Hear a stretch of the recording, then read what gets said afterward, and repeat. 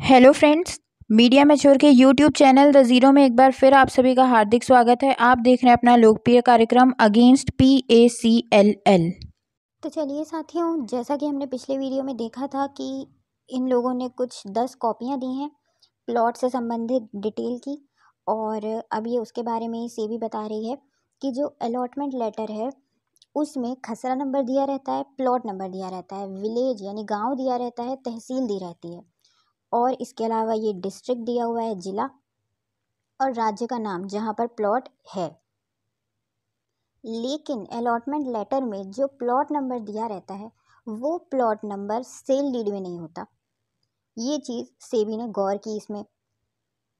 अब अगली बात करते हैं कमीशनों की, जो ये एजेंटों को कमीशन देते थे और अन्य जो भी PACL आदान प्रदान करती थी पैसे का, उसके फाइनेंशियल्स का। तो इसमें सबसे पहले तो बता रही है सेबी कि जो इनको शो कॉज नोटिस जारी किया गया था उसमें हमने इनसे प्रश्न किया था, जो आपको इतना सारा पैसा ग्राहकों से मिलता है उस पैसे का एक बड़ा भाग आप जो है अपने एजेंटों को कमीशन के तौर पर और इंसेंटिव के तौर पर देते हैं। तो इस पर PACL ने जवाब में ये बात स्वीकार भी की थी कि हाँ, हम इस तरीके का बिजनेस चलाते हैं, हम अपने एजेंटों को नियुक्त करते हैं, अपने एजेंटों को कमीशन देते हैं, और जो एजेंट फील्ड एसोसिएट बनाते हैं अपनी, हम उनको भी कमीशन देते हैं।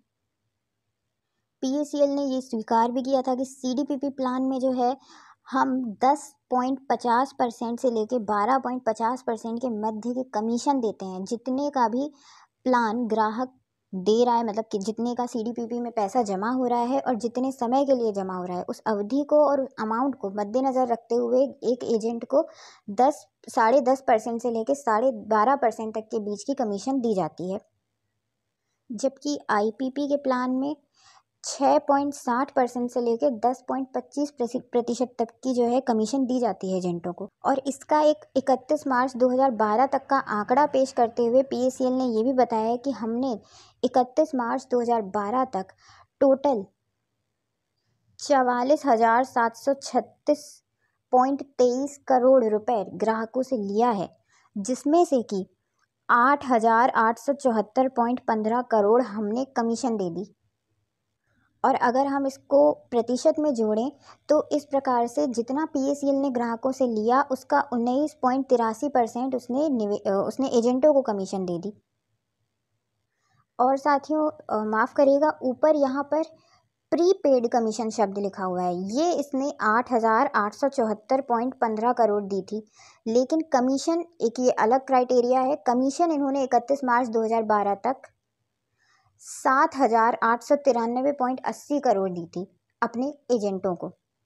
जबकि सेबी का कहना है कि अगर हम एक रियल एस्टेट के काम को देखें तो रियल एस्टेट के कामों में कमीशन जो है संपत्ति की जो वैल्यू रहती है उसके हिसाब से कमीशन तय की जाती है। लेकिन अगर हम यहाँ पर देखें तो PACL जो अपने एजेंटों को कमीशन दे रही है उसमें सिर्फ और सिर्फ संपत्ति की वैल्यू के आधार पर उसको नहीं दे रही है, ये साफ समझ में आ रहा है। लेकिन जैसे कि हमें समझ में आ रहा है कि इसमें सिर्फ वो कॉस्ट संपत्ति की नहीं है, 19.83% जो कमीशन दी गई है उस पे पैसे जिसका आदान प्रदान हो रहा है ग्राहक और PACL के बीच में, इसके अलावा जो विकास करने के लिए पैसा लगाया जा रहा है वो सब मिला करके कमीशन दी जा रही है। यानी कि जब PACL किसी ग्राहक से पैसा लेती है और उसको जब वो रिटर्न देती है, मैच्योरिटी का जो अमाउंट रहता है, वो जो अमाउंट है परिपक्व अमाउंट, वो राशि पूरे प्लॉट के विकास तक की कीमत होती है कि अब ये विकासशील हो चुका है, संपत्ति विकसित हो चुकी है संपत्ति, अब इसकी कीमत ये है। तो उस विकसित संपत्ति के परसेंट के हिसाब से एजेंट को दिया जाता है। लेकिन सेबी कह रही है कि एजेंट ने तो प्लॉट के लिए इन दोनों को मिलवा दिया, ग्राहक को और PACL को, तो इसमें विकास करने का, डेवलपमेंट का कोई रोल तो नहीं है एजेंट का, तो एजेंट को क्यों कमीशन दी जा रही है डेवलपमेंट की भी। तो इस नीचे जो ये टेबल दी हुई है, ये तालिका दी हुई है, इसमें ये बताया जा रहा है कि कितनी ये एजेंटों को कमीशन किस वर्ष में दे रहे हैं। 1996-97 में इन लोगों ने 1,12,23,818.86 दी, और 97-98 में 6,46,682, ये बढ़ गया। फिर 98-99 में ज़्यादा नहीं बढ़ा, 51,000 कुल बढ़ा है यहाँ पर।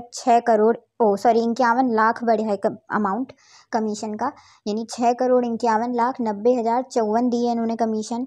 99 और 2000 में इन लोगों ने 6,18,05,900 रुपये कमीशन अपने एजेंटों को दी है। ये पूरा 2006 तक का रिकॉर्ड है। फिर उसके अगले साल इन लोगों ने 10 करोड़, ये बहुत लंबा बढ़ गया, 10,31,33,043 रुपये। फिर ये 19 करोड़ हो गया 2001-2 में। 2002-3 में ये 31 करोड़ 24 लाख तक पहुंच गया। 3-4 में ये 45 करोड़ तक का आंकड़ा पहुंच गया। और 2004-5 में इसका काम 107 करोड़ 33,42,001 रुपये तक पहुंच गया। और 5-6 में 364 करोड़ 14,0910 रुपये। ये 6 तक का है। 6 के बाद अभी और ये बढ़ा होगा। ये हो गया हमारा पेज नंबर 76, जहाँ पर इन लोगों ने ये डिटेल दी है। यहाँ पर एजेंटों की कमीशन के ऊपर प्रश्न उठाया गया है कि आप इतनी सारी कमीशन एजेंटों को दे किस चीज़ की रहे हैं, जिसका जवाब PACL के पास नहीं था, जिसका जवाब PACL कस्टमर एसोसिएशन के पास नहीं था। यानी जवाब नहीं हो तो इंसान को अपील कर देनी चाहिए। सवाल का जवाब नहीं देना है, उसी प्रश्न की अपील कर देनी है। कि जैसे हम सेट कोर्ट में जाएंगे तो वो वहाँ पे ये नहीं पूछेंगे कि एजेंटों को क्यों इतनी कमीशन आप देते थे। सुप्रीम कोर्ट में अपील करेंगे तो वहाँ पर ये प्रश्न नहीं पूछा जाएगा। यानी प्रश्न का उत्तर शुरू से लेकर अंत तक किसी ने कुछ नहीं दिया है। अपील में सिर्फ समय बर्बाद किया है, ये मानसिकता लेके कि ऊपर वाला अधिकारी हमसे ये प्रश्न नहीं करेगा। क्यों नहीं करेगा वो तुमसे ये प्रश्न? तुम्हारा चाचा लगे, फूफा लगे, दादा लगे, क्या लगे तुम्हारा जो तुमसे ये प्रश्न नहीं करेगा? और जिस हिसाब से ये आंकड़े दिए हुए हैं, अगर PACL सही मायने में काम कर रही होती, अच्छे से काम कर रही होती, आज ये जो 364 करोड़ का आंकड़ा है, आज की तारीख में ये आंकड़ा कम से कम 30,000 करोड़ का होता। PACL का पूरा काम पूरे भारत में नंबर 1 पे होता आज की तारीख में, अगर इन प्रमोटरों ने, अगर इन संगठनों के बीच में टांग ना अड़ाई होती तो। अगर उसी समय ये चीज़ सार्वजनिक हो जाती तो निवेशकों के दबाव में हो सकता था कि PACL लाइसेंस ले लेती। वो सही मायने में लीगल तरीके से, संवैधानिक तरीके से CIS का काम करती, रियल एस्टेट का लाइसेंस अपना ख़त्म करवा के CIS के लाइसेंस पर अपना काम जारी रखती, तो विश्व में आज सर्वप्रथम होती आज PACL। भारत में तो मेरे ख्याल से 2015-16 में ही हो चुकी होती। जिस हिसाब से इसका ये काम बढ़ता जा रहा है, 2022 में तो विश्व में नंबर 1 होती। लेकिन जिसके रग में बेईमानी आ जाती है, जिसके खून में बेईमानी होती है, उस इंसान का कभी कहीं सुधार नहीं हो सकता। इनकी रग में बेईमानी, इनकी रग में दलालीपना, इनकी रग में ये खुफियापंती, ये सब खत्म नहीं हो सकती। चाहे दानगढ़ हो, चाहे सुनंदा माता हो। अगर इस दानगढ़ और सुनंदा माता और उस भैरव सिंह राजावत ने कोई संगठन नहीं बनाया होता तो आपके पास भुगतान होता। और अगर इन्होंने संगठन बनाया ही तो जिस दिन इन्होंने संगठन बनाया उसी दिन इस 22/8/2014 के ऑर्डर को इन्होंने सार्वजनिक किया होता तो आज आपको भुगतान मिल जाता। आज हमको ये वीडियो बना करके समय बर्बाद नहीं करना होता। ये जो आज हमारा इस ऑर्डर को पढ़ने में, पूरी टीम को इसके पीछे रिसर्च करने में जो समय गंवाना पड़ रहा है, जो पैसा गंवाना पड़ रहा है, जो इतनी मेहनत करनी पड़ रही है, ये सिर्फ और सिर्फ भैरव सिंह राजावत भड़वे की वजह से, दानगढ़ की वजह से ये भी भड़वा है, और ये बेवड़ी सुनंदा माता की वजह से करना पड़ा है। ये 3 शख्स एंट्री नहीं लेते यहाँ पर तो आराम से आपको भुगतान मिल जाता। और जब ली एंट्री तो ही उसी दिन ये ऑर्डर, अगर ईमानदार होते, क्योंकि अब नहीं है ईमानदार, अब रगों में बेईमानी का खून बाप दादा से मिला हुआ है, तो अब क्या कर सकते हैं, उसका बदला तो नहीं जा सकता ना। तो ये खून ने रंग दिखा दिया और 22/8/2014 का ऑर्डर इन्होंने अपना संगठन बनने की पहली दिन भी नहीं जारी किया, और पहले दिन क्या, आज तक जारी नहीं किया। ये उसी का हर्जाना हम भुगत रहे हैं। जिस व्यक्ति ये 22/8/2014 का ऑर्डर सार्वजनिक नहीं कर सकता, जिस व्यक्ति को ये नहीं पता 22/8/2014 के ऑर्डर में क्या लिखा है, वो व्यक्ति सिर्फ और सिर्फ मूर्ख बना रहा है। वो व्यक्ति PACL के निवेशकों को न्याय दिलाने की लड़ाई कभी लड़ ही नहीं सकता। जिसने 22/8/2014 का बुनियादी ऑर्डर नहीं पढ़ा, आज दानगढ़ से पूछो तो वो बोलेगा कि मेरे को पता ही नहीं था इस ऑर्डर के बारे में। तो मूर्ख, जब तुमको पता ही नहीं था तो इतना बड़ा संगठन बना के वहाँ लुटिया डुबोने क्यों गए सुप्रीम कोर्ट? जब आता जाता नहीं है तो क्यों जा रहे हो? पहले इस ऑर्डर को पढ़ो।